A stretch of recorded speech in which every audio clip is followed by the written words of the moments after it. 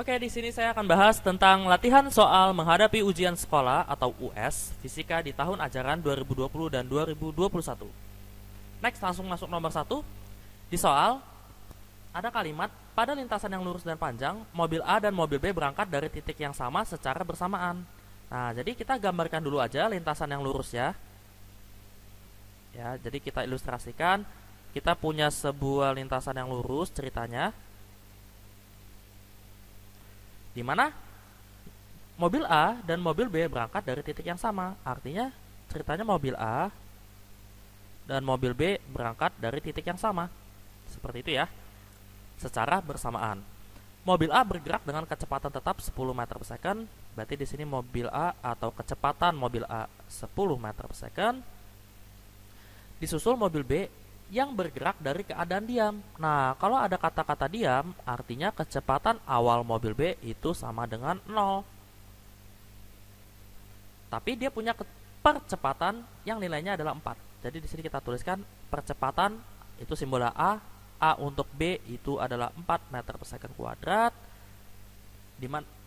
Dimana pertanyaannya adalah mobil B berhasil menyusul mobil A pada jarak. Nah, karena kedua mobil ini bergerak dengan kecepatan yang berbeda, namun mobil B terus dipercepat atau kecepatan terus nambah, maka nanti di satu titik yang sama mereka akan bertemu lagi nih. Nah, ini ceritanya mobil A, ini ceritanya mobil B. Jadi di waktu-waktu tertentu ya, di waktu tertentu mobil B nanti akan menyalip mobil A di waktu yang tertentu nanti itu. Jadi ceritanya jarak dari mobil A ke sini itu adalah SA. Kemudian jarak dari mobil B karena mulainya dari titik yang sama, maka jaraknya adalah SB.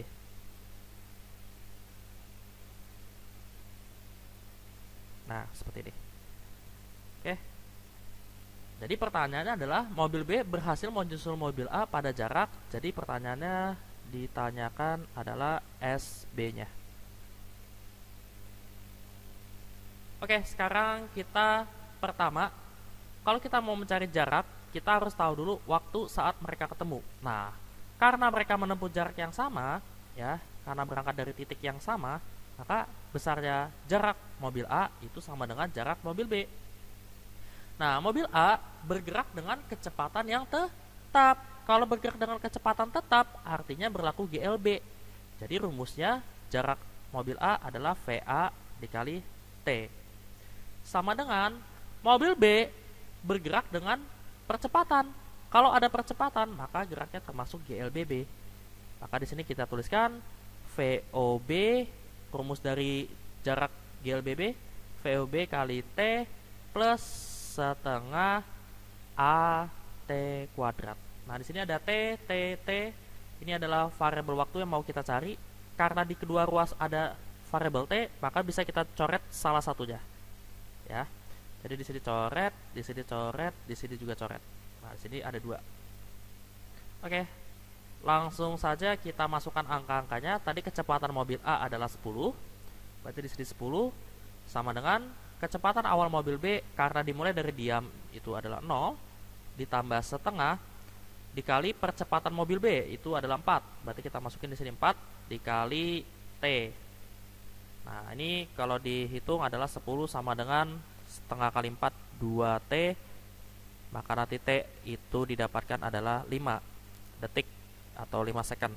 Artinya setelah 5 detik, mobil B berhasil menyalip mobil A. Nah, kita bisa mencari nilai SB. Kita masukkan aja jarak mobil B-nya itu adalah V0T ditambah setengah AT kuadrat. Nah, ini V0-nya V0 B ya. Jadi kecepatan awal mobil B.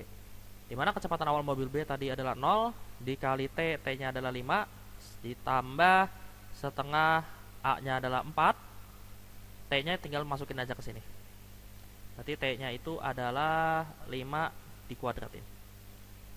Berarti ini 0 ditambah setengah ini kali 4, 2 kali 25. Jadi jarak mobil B saat menyalip mobil A itu adalah 50 meter. Oke, seperti itu. Jadi jawabannya adalah A. Oke, semoga bisa dipahami. Lanjut nomor 2. kita masuk ke gerak parabola. Sebuah peluru ditembakkan oleh suatu meriam dengan kecepatan yang sama. Nah, ini kecepatan yang sama ditandain dulu. Namun dengan sudut yang berbeda, yaitu masing-masing 30 derajat dan 15 derajat. Oke, kita tulis dulu yang diketahui. Theta 1-nya adalah 30 derajat, theta 2-nya adalah 15 derajat. Perbandingan jarak terjauh yang ditempuh masing-masing peluru adalah, jadi yang ditanyakan perbandingan jarak terjauh tempuh masing-masing peluru. Berarti X max 1 dibagi X max 2. Ya. Dimana ilustrasinya adalah di sini ada sebuah lintasan, kemudian di sini ada sebuah bola, di mana bola ini ditembak dengan kecepatan yang sama tapi sudutnya berbeda. Nah, ada yang sudutnya itu adalah 15, tapi ada lagi nanti sudutnya adalah 30. Yang dicari adalah perbandingan jarak terjauh dari masing-masingnya, ya. Nah, kita bisa mencari nih jarak terjauh dari masing-masingnya. Kita ingat dulu rumus dari jarak mendatar, ya. Rumus jarak mendatar maksimum untuk gerak parabola, ya. Jadi ini rumus jarak mendatar maksimum untuk gerak parabola atau X max yang bisa kita dengar, di mana rumus X max atau XM itu sama dengan V0 kuadrat dikali sin 2 theta dibagi dengan G. Maka kalau kita ambil perbandingannya, ya, X max 1 per X max 2, kalau kita amati di sini yang berbeda hanyalah sudut dan kecepatannya sama. Kalau kecepatannya sama, berarti V0 nanti akan kecoret dan G-nya juga akan kecoret, sehingga nanti didapatkan X max 1 itu sebanding dengan sin 2 theta 1 per sin 2 theta 2, ya. Jadi langsung aja masuk ke sini. X max 1 per X max 2 sama dengan sin 2 theta 1. Berarti theta 1 nya adalah 60.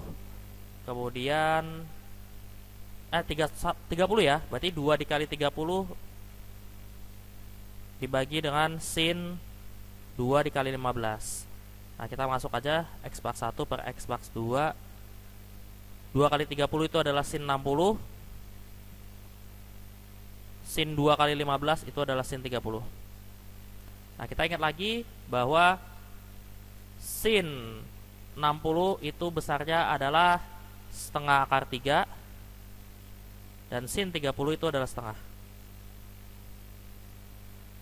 Maka didapatkan nanti hasilnya adalah coret.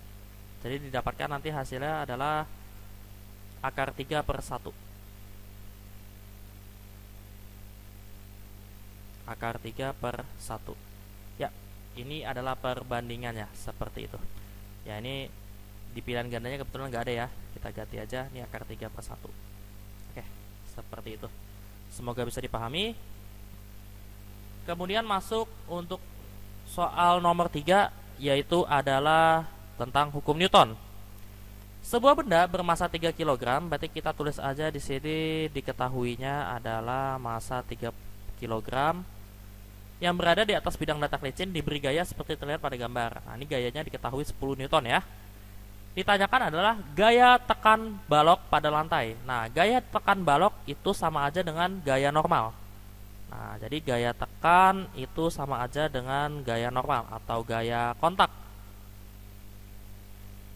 Oke, sebelum kita mencari gaya normal yang dihasilkan dari gambar di atas, kita tahu dulu arah-arah gaya yang bekerja sepanjang bidang tersebut.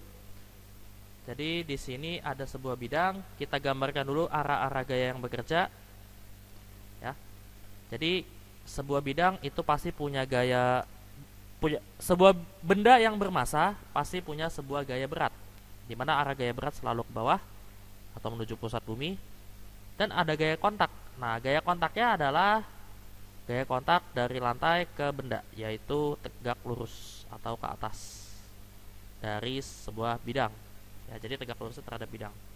Kemudian di sini ada sebuah gaya eksternal atau gaya luar. Ini kita proyeksikan karena dia miring, maka bisa kita proyeksikan ke sumbu X. Nah, F karena di sini sudutnya mengapit sumbu X, maka di sini dikali cos 30 derajat, dan di sini ada sumbu Y. Jadi ini bisa kita proyeksikan ke sumbu Y.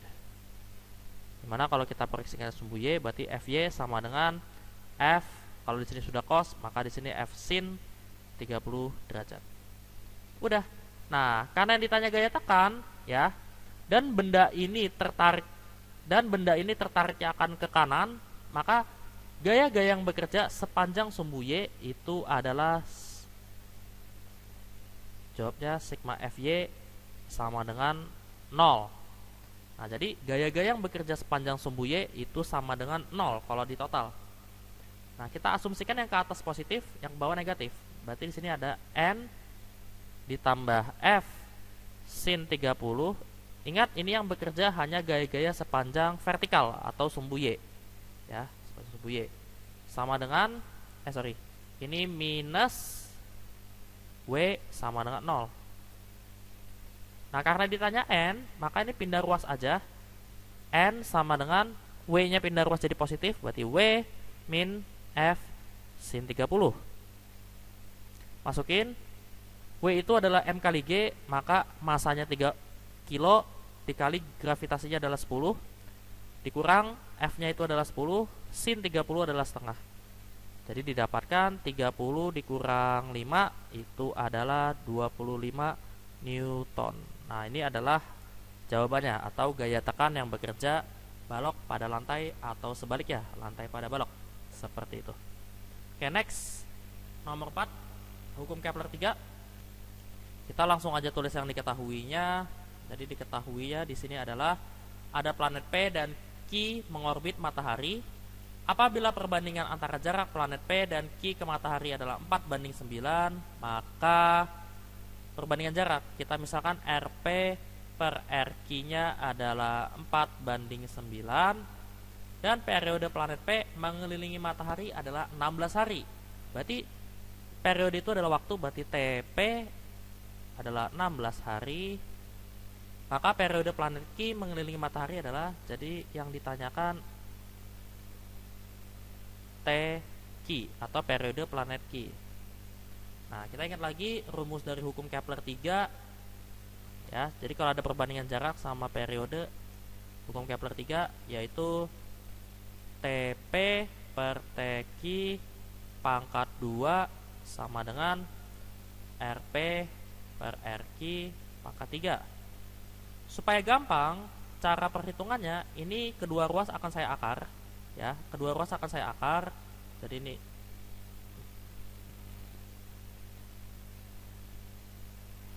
jadi ini akan saya akar kedua ruas supaya perhitungannya mudah, sehingga nanti persamaannya akan menjadi seperti ini.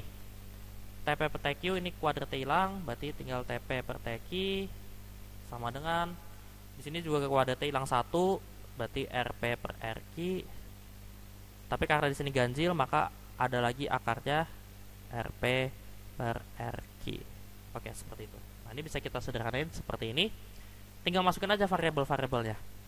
Berarti TP-nya itu adalah 16 hari, berarti kita masuk di sini periode planet P 16 hari per TQ sama dengan RP per RQ, berarti 4/9 dikali akar dari 4/9. Nah, ini kita hitung sebelah kanan dulu. 16 per TQ sama dengan 4/9, akar dari 4/9 adalah 2/3. Seperti itu. Oke, kemudian di sini 16 per TQ sama dengan 8/27. Nah, sehingga ini 8 sama 16 bisa sederhanain. Bisa 2, di sini 1, maka TQ sama dengan 2 kali 27 atau 27 kali 2, yaitu adalah 54 hari. Oke, ketemu untuk soal nomor 4. Seperti itu. Semoga bisa dipahami. Lanjut soal nomor 5. Nah, ini tentang hukum kekekalan energi. Sebuah bola dengan massa 2 kg, jadi diketahui di sini adalah massa bola itu 2 kg, didorong dari permukaan meja yang tingginya 2 meter. Kecepatan saat lepas dari permukaan meja adalah 2 meter per second. Oke. Saya anggap ini titik A, kemudian di sini adalah titik B. Ya, jadi ini bolanya sama ya. Jadi ini cuma ada satu bola, cuma ini titiknya aja yang berbeda. Ini titik A, ini titik B. Dimana kecepatan ini, kecepatan di titik A itu berarti adalah 2 meter per second. Di pada gambar. Pada saat ketinggian bola 1 meter, nah ini adalah HA, yang di sini adalah HB, ya, tinggi titik A, ini tinggi titik B. Yang ditanyakan adalah energi kinetik saat ketinggian 1 meter, ya. Pada saat ketinggian bola 1 meter dari permukaan tanah, maka energi kinetik bola A adalah, nah, bolanya berarti yang ini ya. Jadi ditanya EKB. Udah, karena tidak ada gaya eksternal, kita langsung aja jawab bahwa energi mekanik di A itu sama dengan energi mekanik di B, atau EPA ditambah EKA sama dengan EPB ditambah EKB, atau efek gitu ya. Nah, EPA itu karena dia punya tinggi, maka dia punya energi potensial, berarti MGHA ditambah energi kinetiknya. Nah, karena dia punya kecepatan di titik A, maka ditambah setengah MVA kuadrat sama dengan titik B juga punya tinggi, berarti punya energi potensial MGHB ditambah dengan EKB, seperti itu. Oke, ini M-nya nggak boleh langsung coret ya, hati-hati. Tinggal kita masukkan aja variabelnya. M-nya adalah 2, berarti di sini 2 dikali 10, HA-nya itu adalah 2 juga, ya, 2 meter. Ditambah setengah kali 2 kali VA kuadrat. V-nya tadi diketahui adalah 2 kuadrat sama dengan masanya adalah 2 karena bolanya sama, G-nya 10, HB-nya adalah 1 ditambah EKB. Oke, di sini dapat nilainya adalah 40 ditambah 4 sama dengan di sini 20 ya. 20 ditambah EKB. Nah, berarti di sini 44 sama dengan 20 plus EKB. Maka EKB-nya ketemu, jawabannya adalah 44 dikurang 20, yaitu adalah 24 Joule. Oke, jadi jawabannya adalah E. Nah, seperti itu. Semoga bisa dipahami. Lanjut soal nomor 6. Di sini masuk materi impuls momentum. Dua troli A dan B masing-masing 0,5 kg. Nah, jadi di sini diketahui aja langsung massa troli A itu adalah 0,5 kg. Massa troli B itu adalah 0,5 kg juga. Karena dia masing-masing ya. Bergerak saling mendekati dengan VA-nya 6 meter per second kuadrat, berarti VA-nya adalah 6 meter per second kuadrat. 6 meter per second, maaf. Dan VB-nya adalah 4 meter per second. Nah, ini hati-hati. Karena di gambar ini VB arahnya ke kiri, maka VB-nya nanti ditulisnya adalah min 4 meter per second. Ya, karena kecepatan juga merupakan vektor. Jika kedua troli bertumbukan tidak lenting sama sekali. Nah, ini harus dipahami. Kalau dia bertumbukan tidak lenting sama sekali, artinya kedua benda menyatu. Ya, jadi ketika mereka tabrakan nih atau tumbukan, kedua troli ini akan menyatu. Ya, artinya kalau menyatu, VA aksen sama dengan VB aksen sama dengan V aksen. Nah, seperti itu ya. Yang ditanyakan adalah, maka kecepatan kedua troli sesudah tumbukan adalah, nah, jadi yang ditanya ini adalah V aksennya. Seperti itu. Oke, kita langsung aja jawab. Kita ingat lagi untuk hukum kekekalan momentum. Nah, jadi hukum kekekalan momentum berlaku kalau ada kedua benda saling bertabrakan atau tumbukan. Yaitu MA dikali VA ditambah MB dikali VB sama dengan MA ditambah MB. Jangan lupa di sini sesudah tumbukannya mereka menyatu, berarti MA tambah MB dikali V aksen. Nah, MA-nya masuk adalah 0,5, VA-nya adalah 6, ditambah MB-nya juga 0,5, VB-nya karena berlawanan arah, maka di sini ditulis min 4. Nah, nanti di sini hati-hati ya. Jadi lihat gambarnya juga, kalau gambarnya udah searah, berarti nggak ada yang minus. Tapi kalau ada yang berlawanan arah, maka yang ke kiri kita anggap aja dia positif. Sama dengan MA ditambah MB, berarti 0,5 ditambah 0,5 dikali V aksen. Nah, 0,5 dikali 6, setengah dikali 6 itu adalah 3. 0,5 dikali min 4 berarti adalah 2. Sama dengan di sini 1 dikali V aksen atau V aksen aja. Oh, berarti V aksennya adalah 1 meter per second. Nah, karena hasilnya adalah positif, maka kalau hasilnya positif, ini artinya sesudah tumbukan nanti ke arah kanan. Jadi jawabannya yang tepat adalah C. Tapi kalau nanti hasilnya negatif, berarti arah kecepatannya setelah tumbukan itu ke kiri. Seperti itu. Oke, semoga bisa dipahami. Lanjut nomor 7.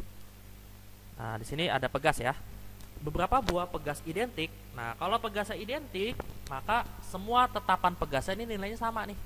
Jadi di sini K, K, K, K, K. Ini juga pegas identik, berarti K, K, K, K, K, karena sama semua. Disusun berbeda seperti gambar di bawah ini. Yang ditanya adalah perbandingan konstanta pegas 1 dan pegas 2. Oke. Pegas 1 ya, karena di sini dipasang seri dan paralel, utamakan dulu yang paralel ya. Jadi di pegas 1 ini ada 2 rangkaian paralel. Nah, 2 rangkaian paralelnya yang ini paralel pertama, ini kita sebut aja dia KP1. Kemudian paralel kedua adalah yang ini. Ini adalah KP2. Oke, langsung aja kita tentukan. Kita tentukan bahwa KP1 itu adalah K ditambah K ditambah K, yaitu adalah 3K. Dan KP2-nya karena dia paralel ya, kalau paralel langsung ditambahin aja. K ditambah K sama dengan 2K. Nah, artinya 3 pegas ini udah diganti jadi 1 paralel, yaitu KP1. 2 pegas ini udah diganti jadi paralel, yaitu KP2. Sehingga nanti kalau digambarkan lagi, pegas 1 itu gambarnya akan jadi seperti ini. Ini nilainya KP1, ini adalah nilainya KP2. Sehingga nanti totalnya itu dirangkai secara seri ya. Kita sebut aja dia KS1. Ya. Jadi cara nyari KS1 itu adalah 1 KS 1 sama dengan 1 per tadi KP1 nya adalah 3K ditambah dengan 1/2K. 1 KS1 sama dengan 3 dan 2, KPK nya adalah 6. 6K berarti di sini 2 ditambah 3.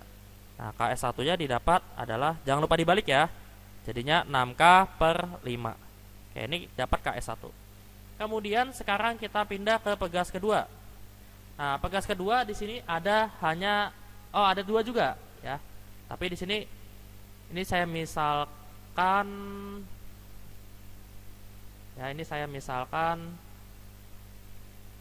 itu adalah KP1 juga. Nah, yang di sini adalah KP2. Ya, ini untuk pegas 2. Nah, KP1 kalau dihitung itu nanti adalah 3K ya, karena sini K tambah K tambah K berarti 3K.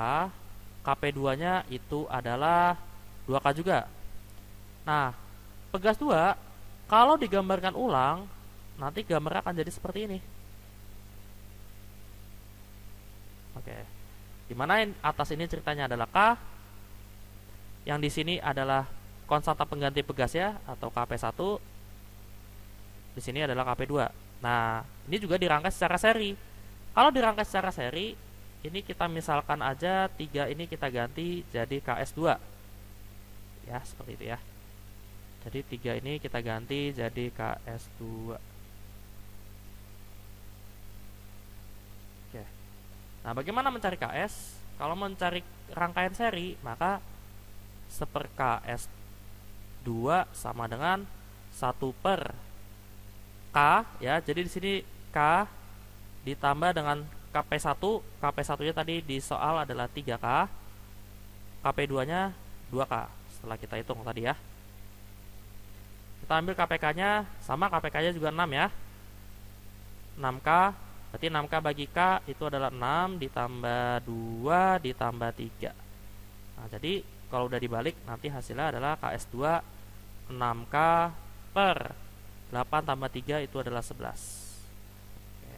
Nah, yang ditanya adalah perbandingan. Kalau ditanya perbandingan, maka kita langsung bandingkan aja KS1 banding KS2 ya. Jadi ini udah total ceritanya, udah total. Nah, KS1 tadi dapatnya adalah 6K per 5, terus KS2 adalah 6K per 11. K nya kita coret, 6 nya juga kita coret, sehingga nanti pindah ruas ya. Ini kali silang aja, jadi nanti perbandingannya adalah 11 banding 5 seperti itu. Jadi ini adalah jawabannya. Jadi E ya, nanti hati-hati dalam melihat nilai perbandingan. Atau boleh juga kalian bandingkan seperti ini, KS1 per KS2 sama dengan KS1 nya adalah 6K per 5 dibagi KS2 nya 6K per 11. Nah, ini boleh juga, maka nanti hasilnya sama 11 banding 5 juga. Oke, sip. Ini adalah cara yang lain dalam membandingkan. Lanjut soal nomor 8. Nah, nomor 8 ini masuk fluida statis ya. Sebuah balok dengan ukuran 20 x 20 x 20 cm kubik. Nah, berarti di sini itu adalah ukuran volume ya. Jadi kalau ada 3 ini panjang, lebar, tinggi ceritanya. Jadi ukuran volumenya langsung 20 x 20 x 20 itu adalah 8000 cm kubik. Nah, ini langsung aja kita ubah ke meter kubik, yaitu adalah 8. Ini dibagi 1 juta ya. Kalau dibagi 1 juta berarti jadinya 8 dikali 10 pangkat minus 3. Dimasukkan ke dalam wadah yang berisi air seperti gambar. Balok yang muncul di atas permukaan air adalah 25%. Artinya yang di sini nih, jadi yang muncul itu adalah 25%. Berarti yang tenggelam itu, jadi yang kita ambil itu yang tercelup ya. Tercelup atau tenggelam itu adalah VBC-nya 75% dari volume benda. Seperti itu. Nah, ini kondisi pertama. Kondisi keduanya, agar seluruh balok persis berada di bawah permukaan balok seperti gambar 2, maka perlu diletakkan balok dari bahan yang sama dengan massa. Jadi kalau misalnya di kondisi 2 ini kayak gini gambar ya, perlu diletakkan balok. Nah, ini kita anggap aja dia M2. Jadi yang ditanyakan itu adalah M2 nya ini berapa sih, supaya balok yang pertama ini tenggelam seluruhnya. Oke, pertama kita tinjau dari kondisi 1 dulu ya. Jadi dari kondisi 1 itu ada sebuah, nah, sini ada sebuah balok dimana 75%-nya ini tercelup ceritanya. Dimana balok ini bekerja gaya-gaya, yaitu ada gaya berat dan ada gaya ke atas atau gaya angkat, fluida FA. Nah, kita langsung aja, karena ini fluida statis, maka sigma F sama dengan 0 ya, karena ini fluida statis atau alirannya diam. Nah, sigma F sama dengan 0, maka nilai FA min W sama dengan 0 atau FA sama dengan W, dimana gaya angkat itu rumusnya adalah massa jenis zat cair dikali gravitasi dikali volume benda yang tercelup sama dengan W nya ini adalah massa benda atau massa benda yang pertama dikali dengan G.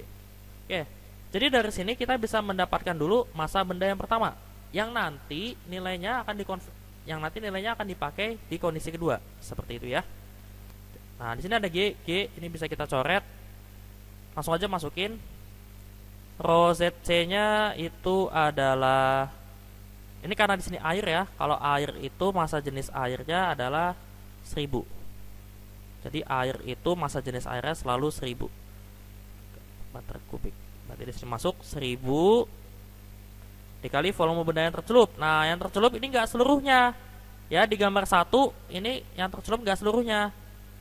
Tapi yang tercelup adalah 75%. Nah, berarti kita kalikan aja. 75% atau 0,75 dikalikan dengan volume ininya nih. 8 dikali 10 pangkat minus 3. Seperti itu. Sama dengan M1. Nah, ini 1000 sama 10 pangkat min 3 boleh kita coret. 8 dikali 0,75. 0,75 itu adalah 3/4 dikali 8 sama dengan M1. Didapatkan M1 nya ini adalah 2 kali 3 adalah 6. Nah, jadi massa benda yang pertama adalah 6 kilo. Yang ditanyakan adalah massa benda yang di atasnya nih. Nah, kita masuk lagi kondisi kedua. Ya, dimana kondisi 2 bedanya adalah si benda pertama ini akan tercelup. Ya, benda pertama akan tercelup seluruhnya. Nah, ini di sini. Kemudian di sini ada benda lainnya lagi yang memiliki bahan yang sama. Oke. Artinya kalau ada dua benda yang berbeda, berarti ada dua. Jadi yang ini adalah W1, yang di sini adalah W2, dan karena dicelupin ke dalam air, maka mendapat gaya angkat FA. Balik lagi ke konsepnya. Sigma F sama dengan 0. Nah, di sini yang ke atas hanya FA, yang ke bawah ada 2, W1 dan W2. Maka FA sama dengan W1 ditambah W2. FA-nya itu adalah rho ZC dikali G dikali volume benda yang tercelup. Nah, hati-hati, ini volume benda yang tercelupnya seluruhnya nih. Ya. Terus W1-nya adalah M1 kali G ditambah M2 kali G. Nah, nanti M2 kita dapat G-nya kita coret karena ruas kiri dan ruas kanan sama. Udah tinggal kita substitusikan aja. Massa jenis zat cair itu adalah 1000. Volume benda yang tercelup. Nah, ini yang tercelup kan seluruhnya nih. Maka volume benda yang tercelup ini pakai yang volume benda biasa atau VB-nya. Jadi VB-nya ini 8000 atau 8 kali 10 pangkat min 3. Nah, nanti hati-hati ya. Lihat di gambarnya. Kalau gambar kedua dia udah tercelup seluruhnya, maka volume benda yang tercelup itu adalah volume bendanya. 8 kali 10 pangkat min 3 sama dengan M1-nya kita udah dapat 6 kilo, berarti 6 ditambah M2. Oke, ini 1000 bisa kita coret, maka dapatkan 8 sama dengan 6 ditambah M2. Maka M2-nya itu adalah 8 kurang 6 yaitu 2 kg. Seperti itu. Jadi ketemu jawabannya adalah D. Ya, semoga bisa dipahami ya, nanti teliti lagi untuk gambar 1 dan gambar 2. Nomor 9. Nah, di sini adalah sus black ya. Sus black intinya adalah campuran dari dua jenis suhu yang berbeda. Oke, di sini diketahui itu ada balok es bermassa 40 gram, berarti ini adalah es. Massa esnya berarti kita sebut aja dia massa es. Jangan massa es deh. Kita sebut aja dia massa pertama. Itu adalah 40 gram bersuhu 0 derajat Celcius. Berarti T1-nya adalah 0 derajat Celcius. Dituangkan pada 200 gram air. Nah, ini udah beda nih bahannya nih. Kalau udah beda kita pisah aja. Air di mana massa airnya atau M2-nya adalah 200 gram. Bersuhu 40 derajat Celcius. Berarti T2-nya adalah 40 derajat Celcius. Yang diletakkan dalam wadah khusus seperti gambar di bawah ini. Anggap wadah tidak menyerap kalor. Jika kalor jenis air, berarti C air itu adalah 1 kal per gram derajat Celcius. Dan kalor lebur es, berarti LS itu adalah 80 kal per gram. Maka yang ditanyakan adalah suhu akhir campuran. Berarti yang ditanyakan adalah TC. Itu berapa? Oke, pertama kita bikin dulu ya, jadi sini langsung jawab. Kita bikin dulu grafik ya. Nah, ini saya ambil grafik seperti ini. Kemudian di sini suhunya diketahui ada 0 dan 40. 0, kemudian di sini 40. Nah, artinya suhu campurannya itu antara 0 dan 40. Jadi suhu campurannya itu adalah TC ya. Belum tentu 20 ya. Pokoknya di antara 0 dan 40 TC. Nah, kita ingat lagi di sini S ya. S mula-mula dari 0 dia tidak langsung naik, tapi dia melebur dulu menjadi air. Ya, jadi di sini S-nya ini melebur dulu jadi air. Kita sebut aja Q-nya itu adalah Q1. Kemudian baru naik. Setelah seluruhnya jadi air, kemudian dia naik mencapai titik setimbang ya, atau suhu campurannya Q2. Nah, kemudian kalau air ya, air karena dia melepas panas ya, karena dia melepas panas, suhu awalnya lebih tinggi, maka nanti dia turun. Nah, seperti ini. Jadi nanti akan ketemu di TC. Nah, ini air dimisalkan aja Q3. Oke, asas Black ya. Asas Black itu adalah Q lepas yang melepas kalor itu sama dengan yang menerima kalor atau Q terima.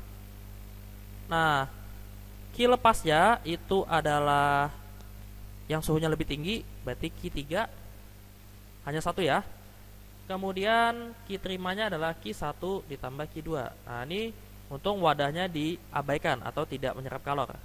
Nanti kalau wadahnya dianggap menyerap kalor, diperhitungkan dalam grafik seperti itu. Oke, langsung aja Q3. Q3 itu adalah perubahan suhu, maka MC delta T, karena ini air berarti M2 C air dikali delta T. Delta T-nya dari 40 min TC. Berarti 40 min TC. Sama dengan Q1. Nah, Q1-nya nih tidak ada perubahan suhu atau perubahan wujud doang ini. Kalau perubahan wujud berarti M1 kali L ditambah Q2-nya baru perubahan suhu. Berarti M1 dikali C air ya, hati-hati ya. Di sini udah di atas 0 pasti udah menjadi air. Makanya di sini kalor jenisnya kalor jenis air. Dikali dengan delta T. Delta T-nya berarti TC min 0. TC dikurang 0. Pokoknya tinggi kurang rendah seperti itu. Masuk aja variabelnya M2 itu adalah 200. C air itu 1 dikali 40 TC sama dengan M1-nya itu adalah 40. L-nya adalah 80 ditambah M1-nya 40 juga. C airnya 1 dikali TC. Oke, di sini bisa kita sederhanain 200 dan 40-nya. Ya, 240 bisa kita sederhanain. Berarti sisanya jadi 5 di sini. Nah, ini 5 kali ke dalam aja atau kalikan pelangi. Maka 5 kali 40 adalah 200. 5 dikali min TC adalah min 5 TC sama dengan di sini tetap 80 ditambah TC ya, karena ini 1. Nah, ini TC-nya kumpulin jadi 1, maka di sini didapatkan 200 dikurang 80 sama dengan 5 TC ditambah TC. Oke, berarti ini 120 sama dengan 6 TC. Nah, berarti 6 dikali berapa yang hasilnya 120, yaitu adalah 20 derajat Celcius. Oke, seperti itu. Jadi jawabannya yang benar adalah B. Seperti itu. Semoga bisa dipahami. Lanjut soal nomor 10. Nah, ini adalah teori kinetik gas. Pernyataan yang benar tentang sifat gas ideal. Oke, Mister di sini akan review dulu tentang sifat gas ideal. Nah, jadi sifat gas ideal itu yang pertama adalah memenuhi hukum Newton ya, memenuhi hukum Newton tentang gerak.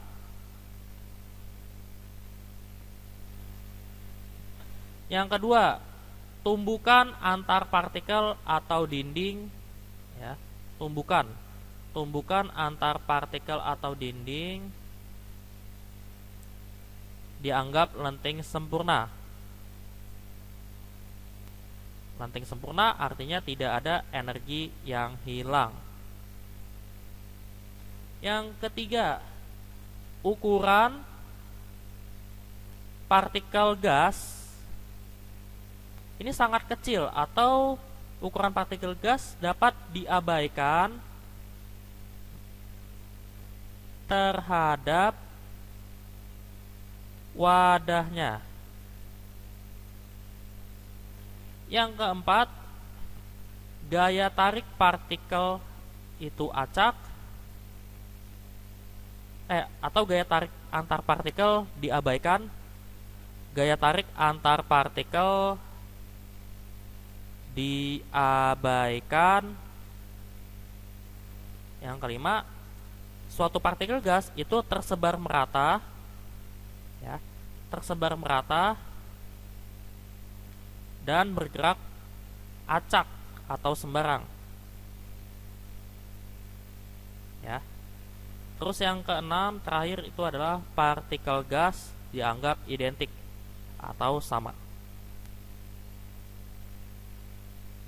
Anggap identik atau sama untuk setiap partikel ya di dalam suatu ruangan. Ya, ini adalah sifat atau ciri-ciri gas ideal. Oke, masuk ke soalnya. Pernyataan yang benar tentang sifat gas ideal adalah yang pertama, partikel-partikel gas tidak identik. Ini salah, ya. Jadi partikel gas itu semuanya identik. Yang kedua, partikel-partikel gas bergerak acak dan tumbukan lenting sebagian. Nah, ini juga salah.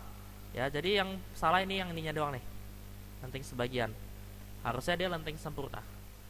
Yang tiga, gaya tarik antar partikel diabaikan. Nah, ini betul sekali. Yang keempat, partikel-partikel gas memenuhi hukum Newton tentang gerak. Ini betul. Yang kelima, gas terdiri dari banyak partikel yang ukurannya sangat kecil. Betul. Jadi jawaban yang tepat adalah 3, 4, 5. Ya, seperti itu ya. Semoga bisa dipahami untuk materi ini. Kemudian nomor 11. Nah, ada sebuah mesin Carnot bekerja pada dua reservoir yang masing-masing suhunya 327 dan 27. Jadi kita gambarkan dulu reservoirnya. Nah, seperti ini. Jadi di sini ceritanya ada T1 itu suhu tinggi ya. Jadi yang di atas ini selalu suhu tinggi 327 derajat Celcius. Langsung ubah ke Kelvin, yaitu adalah tambah 273. Jadinya 600 Kelvin. Dan pada suhu rendahnya itu adalah T2 sebesar 27 derajat Celcius. Ubah ke Kelvin berarti jadinya 300 K atau 300 Kelvin. Mesin tersebut menyerap kalor sebesar 1600 Joule. Nah, kalau mesin menyerap kalor berarti dia masuk Q1 ya. Dimana besar Q1 itu adalah 1600 Joule. Kemudian, nah ini pada reservoir tinggi. Yang ditanyakan adalah maka berapa kerja yang dilakukan mesin tersebut. Jadi kerja itu nama lainnya adalah usaha atau work. Nah, ini yang ditanyakan. Oke, kita ingat lagi aja jawab bahwa efisiensi mesin Carnot itu adalah 1 min T2 per T1. Nah, efisiensi itu rumusnya ada 2, bisa kita ganti juga di sini adalah W per Q1 sama dengan 1 min T2 per T1. Udah, langsung aja masukin angka-angkanya. W-nya yang ditanya, kita nggak tahu. Q1-nya adalah 1600 sama dengan 1 min T2-nya adalah 600. T2-nya adalah 300. T1-nya adalah 600. Nah, ini coret aja sederhanain.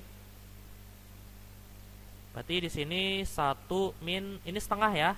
1 min 1 per 2. Berarti 1 dikurang setengah itu sama dengan setengah. Berarti ini kali silang aja. Jadinya W sama dengan 1600 bagi 2, yaitu adalah 800 Joule. Oke, seperti itu. Semoga bisa dipahami untuk soal nomor 11. Lanjut untuk soal nomor 12. Oke. Di sini tentang gelombang stasioner pada ujung tetap. Di sini dibilang bahwa titik O adalah titik asal getaran. Dan ini asal getarannya, kemudian di sini titik pantulnya. Yang ditanyakan adalah letak simpul ketiga dari titik ujung tetap. Nah, simpul ketiga. Kalau ujung tetap, simpul pertamanya terletak di sini. Ya, jadi di sini adalah simpul 1, di sini adalah simpul kedua, di sini adalah simpul ketiga. Nah, simpul ketiga itu yang ditanyakan. Kita bisa lihat dari gambar bahwa simpul ketiga ini adalah satu panjang gelombang. Ya, simpul ketiga ini kalau dihitung dari ujung tetap adalah satu panjang gelombang. Maka kita bisa cari dulu nih berapa sih panjang gelombangnya. Panjang gelombang dapat dicari dari sini kan. Di sini 5 itu untuk berapa gelombang? Nah, 5 itu untuk seperempat ya. 1/1/4 maksudnya. Jadi di sini 5/4 lambda sama dengan 5 cm. Nah, ini lambdanya bisa ketemu. Jadinya 5 cm dikalikan dengan 4/5. Mencoret, jadi lambdanya didapat 4 cm. Nah, karena kebetulan simpul ketiga itu panjangnya adalah lambda, ya, simpul ketiga itu berarti yang ini.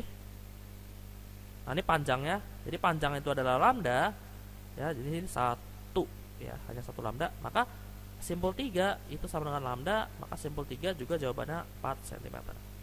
Seperti itu. Hati-hati nanti kalau ditanyanya perut atau simpul yang lain, itu akan berbeda. Oke, itu jawabannya A. Oke, next kita masuk ke soal nomor 13. Ini tentang efek Doppler.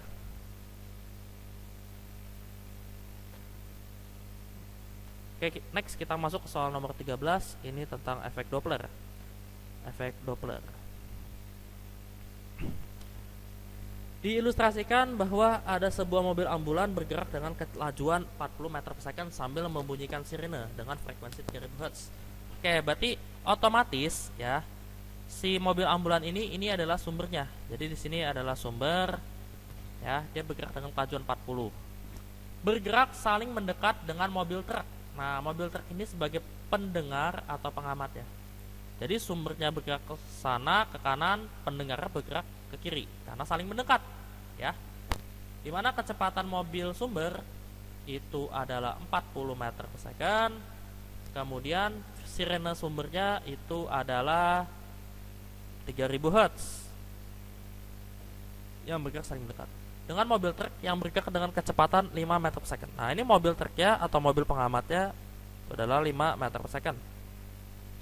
Jika cepat rambat bunyi di udara adalah 340 meter per second, berarti V-nya adalah 340 meter per second. Maka frekuensi bunyi sirene yang didengar oleh supir truk adalah, jadi yang ditanyakan adalah frekuensi pendengar atau frekuensi yang didengar oleh supir truk. Nah, kita ingat lagi aja persamaannya, bahwa persamaannya Fp sama dengan V plus minus Vp dibagi V plus minus Vs dikali Fs. Oke, kita nalar sedikit bahwa di sini dia pengamatnya mendekati. Kalau mendekati artinya lebih keras suaranya, maka di atas ini tandanya positif. V plus Vp dibagi. Nah, karena sumber juga mendekati ya, tapi sumber itu sebagai pembagi, maka di sini Vs-nya itu nilai negatif. Dikalikan dengan frekuensi sumber. Oke, langsung aja. V-nya tadi didapat di soal itu adalah 340 ditambah Vp-nya. Vp-nya adalah 40. Ya. Vp-nya adalah 5, maaf. Vp-nya adalah 5 dibagi V-nya adalah 340, Vs-nya adalah 40. Ya, berarti 40 dikalikan dengan frekuensi sumbernya itu 3000 Hz. Jadi atasnya adalah 345 dibagi di sini 300, di sini 3000. Udah deh. Ini kan bisa coret, sisa 10 kali 345 berarti 3450 Hz. Yap, ini adalah jawaban dari frekuensi pendengar. Jadi jawabannya adalah A, seperti itu. Ya, next, semoga bisa dipahami. Masuk nomor 14. Pernyataan berikut berkaitan dengan sifat gelombang bunyi yang benar adalah, nah, jadi gelombang bunyi itu termasuk gelombang elektromagnetik. Ini salah, ya. Gelombang bunyi itu termasuk gelombang mekanik. Bunyi dapat merambat di ruang hampa, ini juga salah. Ya, bunyi tidak dapat merambat di ruang hampa. Arah gelombang bunyi sejajar dengan arah getar sumber bunyi. Itu benar. Jadi yang benar adalah 2 dan 4. Oke, next.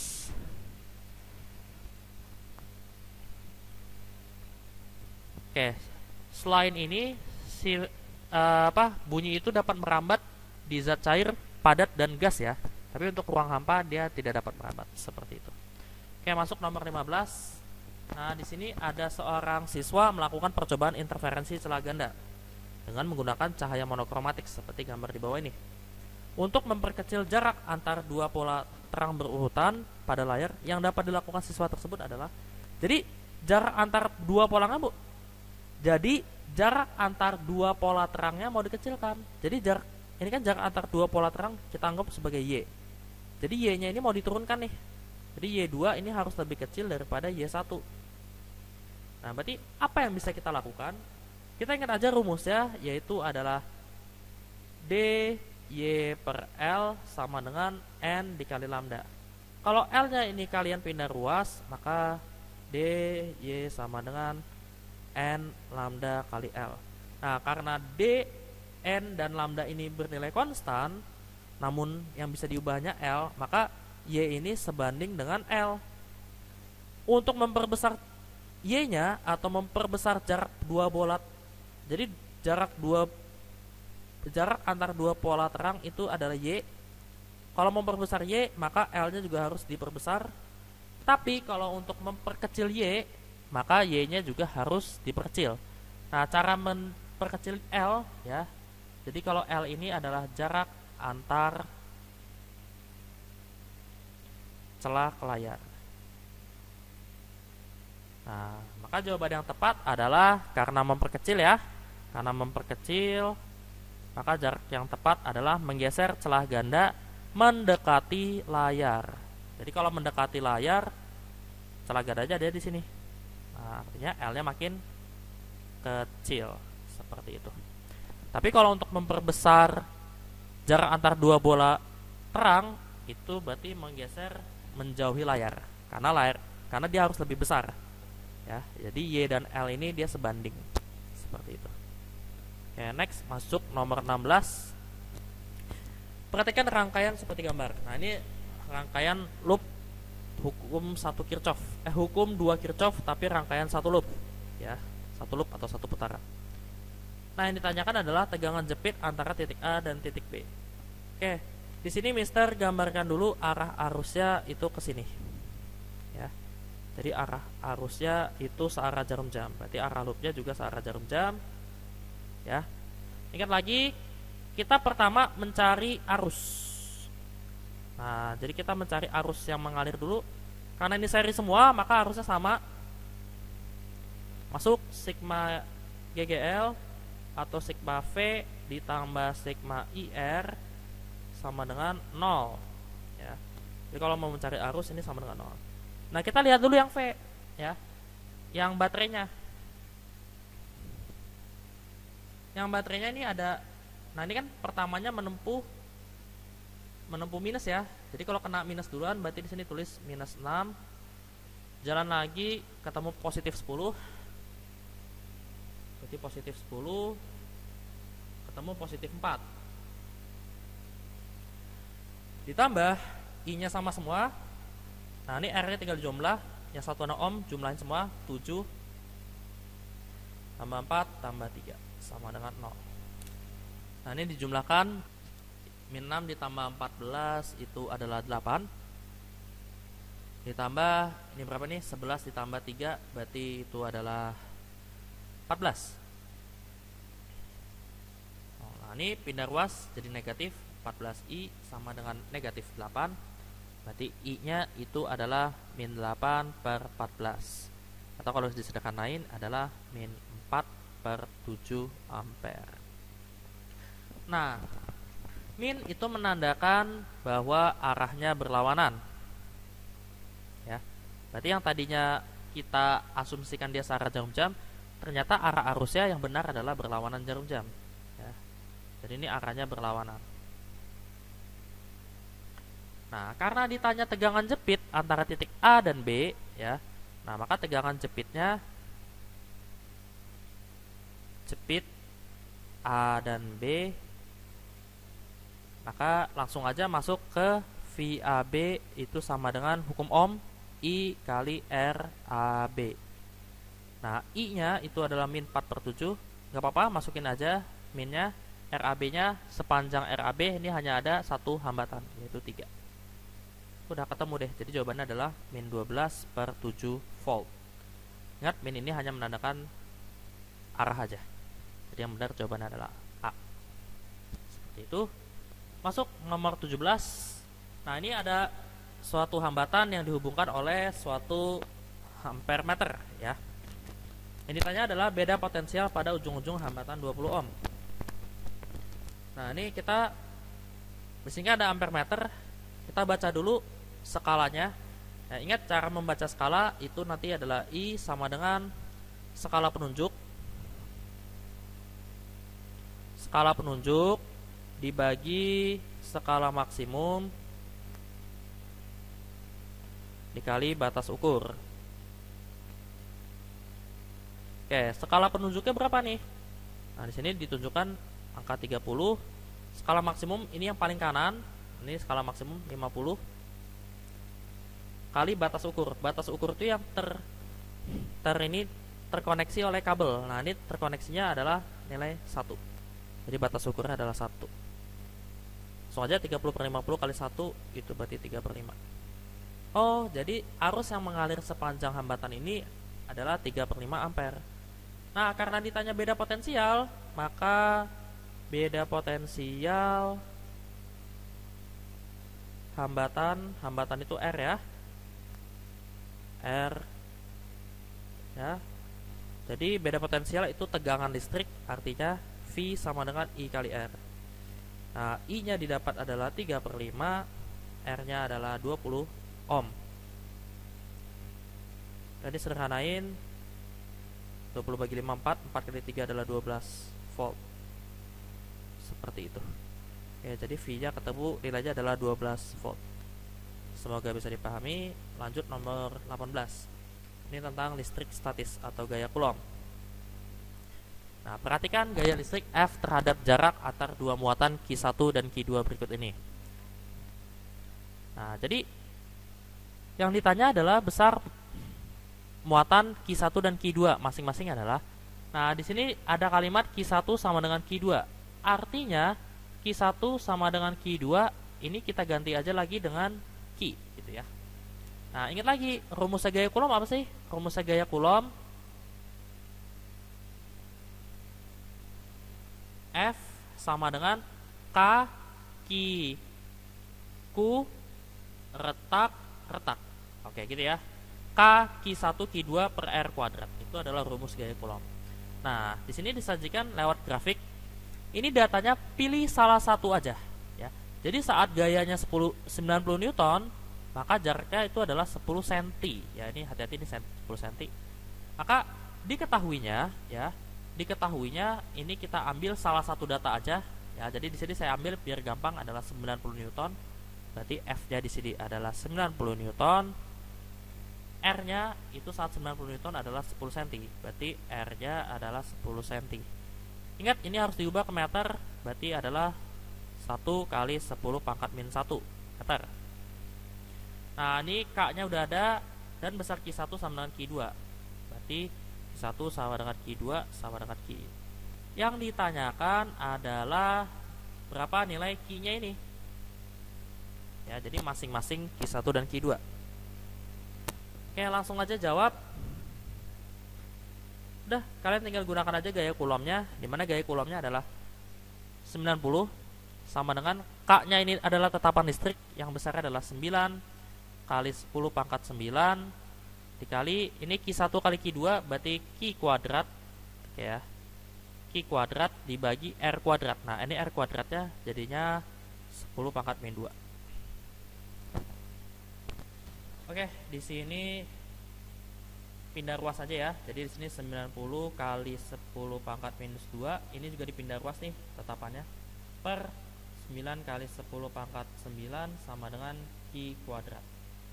Nah, ini 9-nya bisa kita coret jadi 10.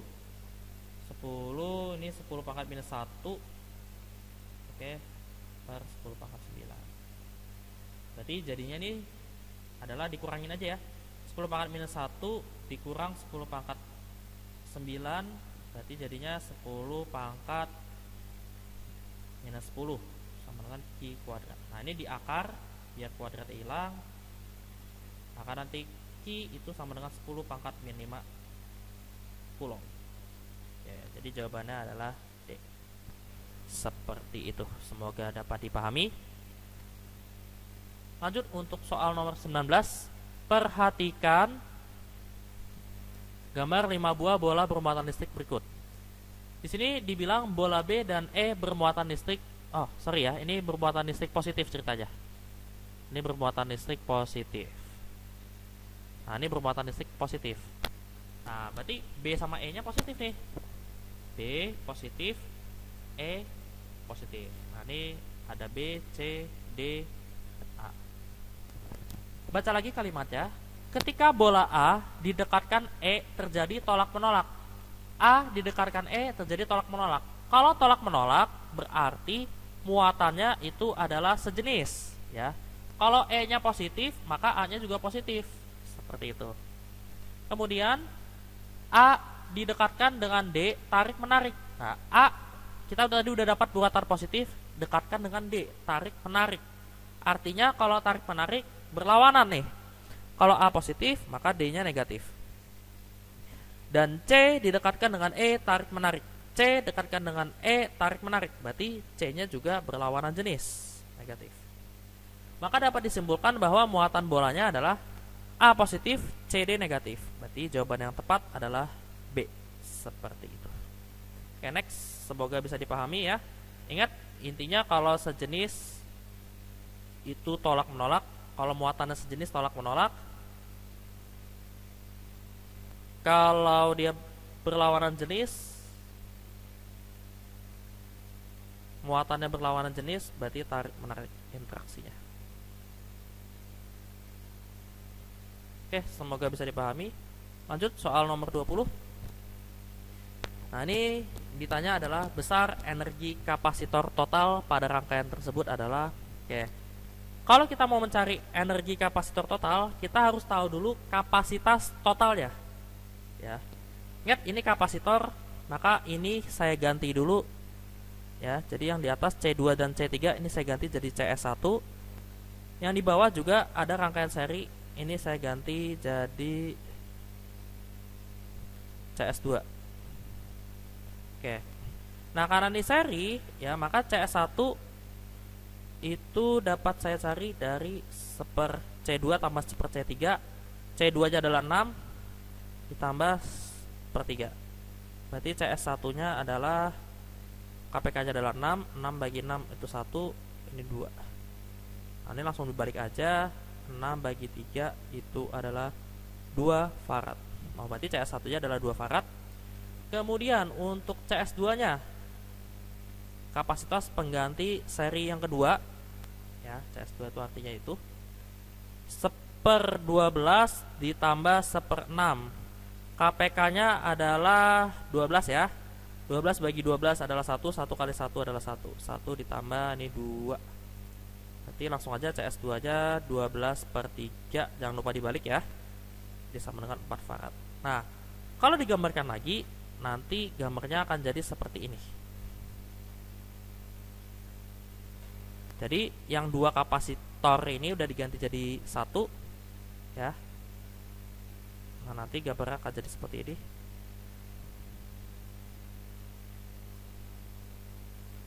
Kemudian ini dihubungkan dengan baterai. Nah, ini besarnya adalah CS1, yang ini besarnya adalah CS2. Nah, di sini adalah tetap CS1. Nah, sekarang kalau udah seperti ini, berarti ini adalah kita ganti lagi menjadi rangkaian paralel. Nah, ini berarti kita misalkan adalah CP. Nah, sekarang bagaimana kita mencari CP? Ya, kalau CP itu gampang banget, tinggal ditambahin aja. Berarti CS1 ditambah CS2. CS1-nya adalah 2, CS2-nya adalah 4. Berarti 2 ditambah 4 adalah 6 farad. Nah, kalau sudah, nanti hasil gambarannya akan jadi seperti ini. Ini adalah C1. Kemudian di sini 2 ini udah kita ganti jadi CP. Ya, jadi ganti jadi CP. Nah, seperti itu. C1-nya itu tadi adalah 6 farad, ya, di soal ya, 6 farad. CP-nya juga 6 farad. Di sini juga 6 volt. Nah, maka kita bisa mencari C total. Nah, karena ini dirangkai seri, ya, karena dirangkai seri, maka seper C total itu sama dengan 1/6 ditambah 1/6. Nah, ini mudah sekali, karena udah sama, langsung aja jadinya 2 per 6, ya, 1 tambah 1, 2 per 6.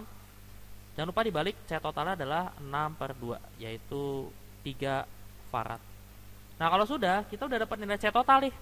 Kalau udah dapat nilai C total, kita masuk ke rumus energi total. Rumus energi total. Energi total kapasitor.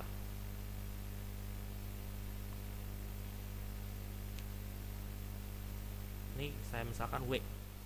Nah, W itu sama dengan setengah C kali V kuadrat. Jadi kalau di sini W total, berarti C-nya juga harus C total, V-nya juga harus V total, ya.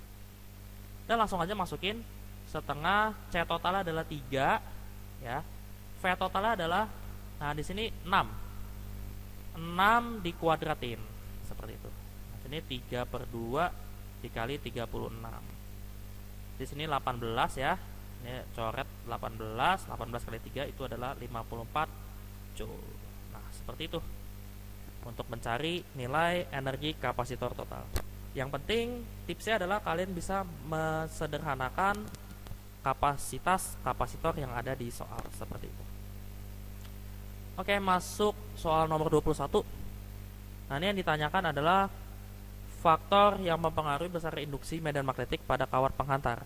Oke, medan magnet pada kawat penghantar itu rumusnya adalah F sama dengan, rumus medan magnet pada kawat penghantar itu adalah B sama dengan mu0 kali I per 2πr.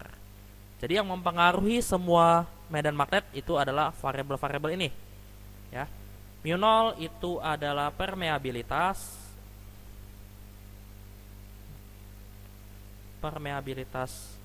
ruang hampa atau bahan.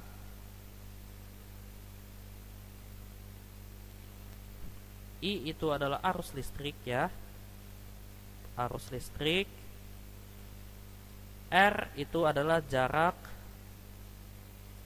arus ke titik. Nah, ini hanya ini aja. Jadi kalau di soal ini arus yang mengalir dalam kawat itu betul, luas penampang kawat ini salah, permeabilitas itu betul, konduktivitas kawat itu salah. Jadi yang benar adalah 1 dan 3. Oke, jadi jawabannya B. Seperti itu. Ya, nanti dipahami konsepnya. Lanjut soal nomor 22. Ya.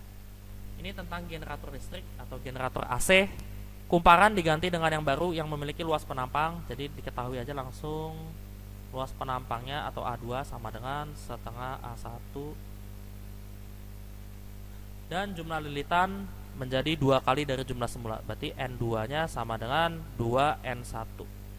Jika kecepatan putar generator dinaikkan menjadi 2 kali semula, berarti kecepatan putarnya nih omega 2 nya sama dengan 2 omega 1. Maka perbandingan GGL maksimum, jadi yang ditanya adalah GGL maksimum 1 per GGL maksimum 2 itu berapa sih? Seperti itu. Oke, langsung aja perbandingannya adalah EM1 banding EM2. Nah, rumus GGL maksimum adalah bakwan atau B1 kali A1 kali omega 1 kali N1 banding M2, berarti B2 kali A2 dikali omega 2 kali N2. Udah, yang kita ganti ini cukup yang dua-duanya aja, ya.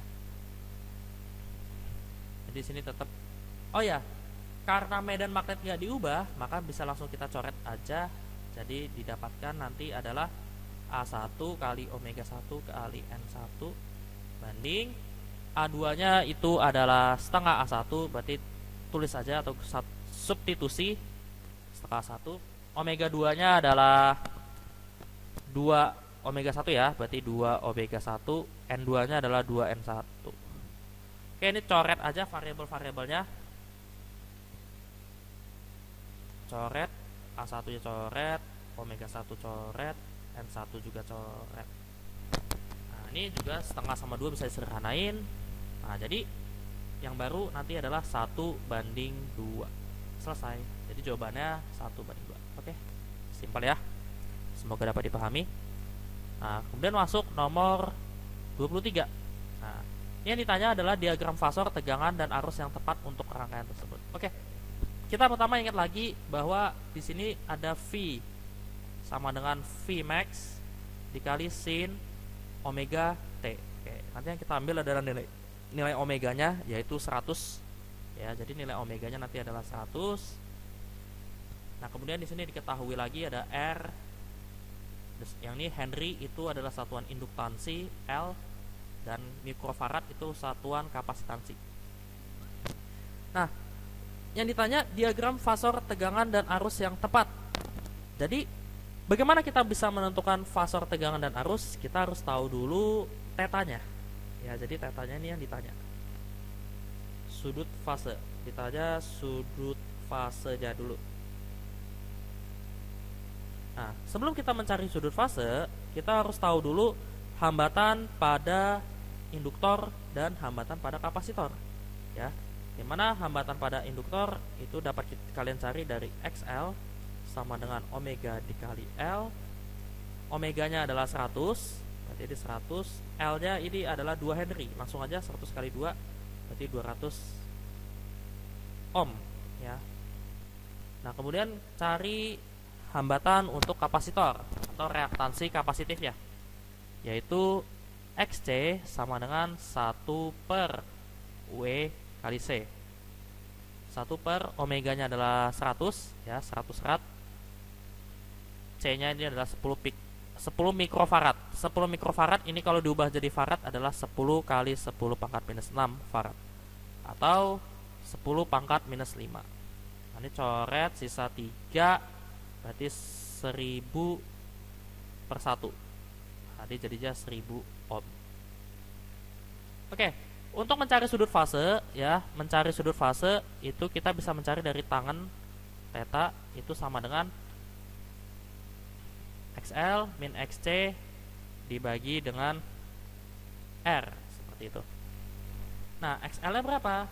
XL nya itu adalah 200, XC nya itu adalah 1000 dibagi R, R nya itu adalah 600. Berarti didapatkan ini adalah 800 min 800 per 600. Sederhanain berarti jadinya min 4 per 3. Nah, ini minnya ya. Tanda min di sini artinya ya, artinya V terlambat atau tegangan terlambat dari arus I. Oke, jadi kalau min berarti V-nya terlambat dari arus I, tapi kalau positif berarti V-nya lebih cepat dari arus I. Oke, kita tahu dulu bahwa 4 per 3 itu sama dengan sudutnya adalah 53 derajat ya. Jadi nanti bisa dibuktikan pakai kalkulator, nanti ketemu tetanya adalah 53 derajat. Nah, maka jawaban yang tepat adalah karena V-nya terlambat, maka jawaban yang paling tepat adalah D. Seperti itu. Ya, semoga bisa dipahami dari diagram fasornya. Oke, lanjut soal nomor 24 ya. Nah, ini jenis manfaat gelombang elektromagnetik. Langsung aja saya jawab, ultraviolet digunakan untuk proses fotosintesis. Itu betul ya, karena ultraviolet itu dari sinar matahari. Bahayanya dapat menyebabkan kanker kulit. Betul, karena sinar matahari mengandung sinar UVA, UVB, dan UVC. Terus yang kedua, sinar X digunakan untuk keperluan ronsen. Itu betul. Kelemahannya adalah melemahkan tulang. Ya, ini betul. Kalau terlalu sering dia dapat melemahkan tulang. Ya, sinar gamma untuk sinyal radio ini salah. Dapat merusak sel tubuh yang sehat. Ini betul. Tapi tetap karena yang paling tepat berarti ini 3 dianggap salah. Yang keempat, cahaya tampak digunakan untuk remote control. Nah, ini salah ya.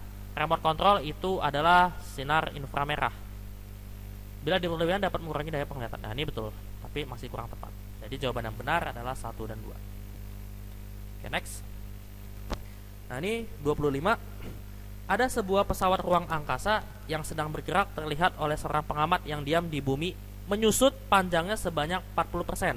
Oke, kalau menyusut 40% ya, menyusut 40%, artinya sisanya ya, sisa LT-nya itu menjadi 60% dari panjang mula-mula. Seperti itu. Dari panjang pesawat ketika diam. karena dia menyusunnya 40%. Kalau panjangnya 100%, maka 100 dikurang 40, 60%. Hati-hati kalau nanti menyusutnya 20%, berarti LT-nya menjadi 80%. Ya. Nah, yang ditanyakan adalah berapa kecepatan pesawat tersebut. Nah, kalau kecepatan pesawat berarti V. Oke. Masuk deh ke rumus ya. Nah, kan LT itu sama dengan L0 dibagi gamma. Ya. Atau gamma itu sama dengan L0 per LT. Jadi kita cari dulu gammanya. Gamma sama dengan LO-nya. Kita tulis LO, LT-nya adalah 60% atau 0,6 LO. Coret-coret. Nah, 0,6 itu adalah 3/5, maka di sini jadinya 5/3. Oke, di sini kita udah dapat gamma. 1 dibagi 0,6 itu adalah 5/3. Kalau udah dapat gamma, ya, kita tinggal pakai cara yang segitiga aja, dimana gamma itu adalah miring per samping dalam segitiga. Nah, berarti kalau kita gambar segitiganya itu adalah miringnya adalah 5, sampingnya, samping sudutnya ya, itu adalah 3. Berarti kalau di sini 3, 5, sisi tegaknya adalah 4. Nah, untuk mencari V ya, untuk mencari V langsung aja pakai depan per miring. Nah, sisi depannya berapa? Sisi depannya adalah 4, sisi miringnya adalah 5. Udah ketemu. Oh, 4/5 C atau 0,8 C. Ketemu. Jadi jawabannya adalah A. Seperti itu. Atau kalau menggunakan rumus ya, atau rumusnya itu adalah gamma sama dengan 1 per akar 1 min V kuadrat per C kuadrat. Nah, kalau menggunakan rumus nanti matematikanya akan sedikit rumit karena V-nya ini di dalam akar. Maka paling gampang kita pakai segitiga aja ya. Jadi ini perlu diingat. Oke, semoga dapat dipahami. Lanjut nomor 26. Nah, ini pernyataan yang benar tentang faktor yang mempengaruhi energi kinetik dari efek fotolistrik adalah nomor 1. Kecepatan elektron yang terlepas dari katoda dipengaruhi oleh energi cahaya. Ya, ini betul. Ya. Jadi energi cahaya kalau kecil, maka elektronnya tidak dapat terlepas seperti itu. Kedua, intensitas cahaya yang digunakan tidak menentukan jumlah elektron yang lepas dari logam. Nah, ini salah nih. Intensitas cahaya hanya menentukan jumlah elektron yang lepas. Makin besar intensitas, maka jumlah elektron yang lepas makin banyak. Nah, jadi ini salah. Ya. Yang ketiga, frekuensi foton yang mengenai logam harus di atas frekuensi ambang. Ini betul sekali. Yang keempat, efek fotolistrik dihasilkan dari semua gelombang elektromagnetik yang dijatuhkan pada logam. Nah, ini salah. Ya. Tidak semua gelombang elektromagnetik. Nah, ini salahnya di sini. Ya. Jadi hanya gelombang elektromagnetik tertentu yang bisa menghasilkan efek fotolistrik. Jadi jawaban yang tepat adalah 1 dan 3. B. Oke, lanjut soal nomor 27. Di sini adalah hukum pergeseran Wien ya. Ini materi hukum pergeseran Wien.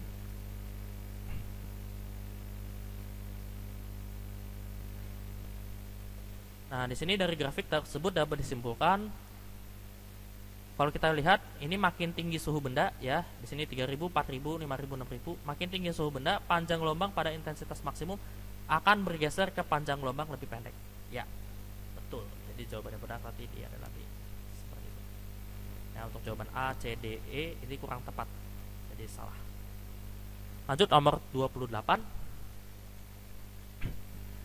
Ada massa inti atom neutron 2,0130 SMA. Jadi di sini diketahui massa intinya adalah 2,0130 SMA. Sedangkan massa protonnya, nah ini massa proton itu adalah 1,0078 SMA. Dan massa neutronnya itu adalah 1,0087 SMA. SMA itu adalah satuan massa atom. Nah, jika satu SMA itu setara dengan 931 mega elektron volt, maka energi ikat inti atom neutron adalah, nah jadi ditanyakan adalah energi ikat atau E ikat. Kita tahu dulu bahwa energi ikat itu kita harus cari dulu defek massa ya. Jadi cara mencari energi ikat kita harus tahu dulu defek massanya. Delta N. Nah, defek massa itu dapat dicari dari jumlah proton dikalikan dengan massa proton ditambah dengan jumlah neutron atau A min Z dikali massa neutron dikurang dengan massa inti. Nah, jumlah protonnya ya, ini kan dia 2H1 ya. Nah, ini jumlah proton Z-nya. Nah, ini A-nya. Ini nomor atom. Ini nomor massa, maaf. 2 ini nomor massa A, kalau Z ini nomor atom atau jumlah proton. Nah, ini jelas ya, 1 dikali massa protonnya 1,0078 ditambah A min Z. A min Z berarti 2 min 1 dikali massa neutronnya adalah 1,0087 dikurang massa inti. Massa intinya adalah 2,0130. Oke, ini 1 berarti ini langsung dijumlahkan aja ya. Jadi 1,0078 ditambah 1,0087. Dijumlahkan aja. 8 tambah 7 adalah 15. 1 ini 16, 1 juga di 1, 0 di 2. Berarti ini adalah 2,0165 dikurang 2,0130. Jadi hasilnya adalah 0,0035 SMA. Nah, energi ikat ya, energi ikat atau E ikat itu rumusnya adalah delta M dikali 931 mega elektron volt ya. Nah, ini delta M nya didapat 0,0035, kamu kalikan dengan 931. Nanti didapatkan hasilnya itu adalah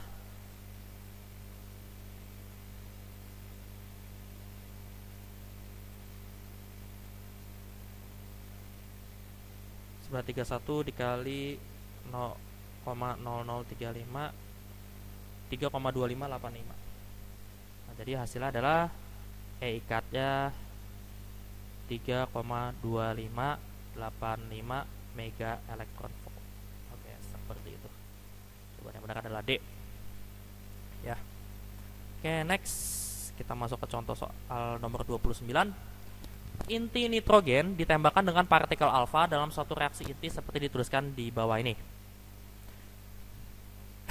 Jadi ini 7N14, ini nomor masanya 14, nomor atomnya 7. Ditembakkan dengan hidrogen 11 menghasilkan X ditambah sinar beta. Lambang X adalah inti unsur yang terbentuk dengan jumlah proton dan neutron masing-masing adalah. Jadi yang ditanyakan adalah jumlah proton ya. Jadi ditanya jumlah proton itu Z. Ya, ini jumlah proton dan N. Ini jumlah neutron. Ingat, hati-hati, yang di atas ini bukan jumlah neutron tapi ini nomor massa ya. Nah, kita sederhanakan, kita reaksikan dulu ya. Kalau saya tuliskan lagi di sini adalah 14 N7 ditambah H11 menjadi X ditambah beta 0, ini 1 ya. Nah, yang di sini berarti kan kalau di total nih nomor massanya adalah 15. Di sini 0, berarti nomor massanya adalah 15 ya. Jadi di sini nomor massanya adalah 15 di A. Kemudian untuk nomor atomnya atau jumlah protonnya 7 ditambah 1 adalah 8. Di sini satunya udah ada, berarti di sini harus 7. Nah, ini adalah jumlah protonnya ya. Nah, jumlah protonnya kita udah dapat 7. Jumlah neutronnya adalah A min Z. Berarti 15 dikurang 7 itu adalah 8. Oke, jadi jawabannya adalah 7 dan 8. Nah, ini jadi jawabannya adalah A. Seperti itu. Ya, nanti diteliti lagi ya.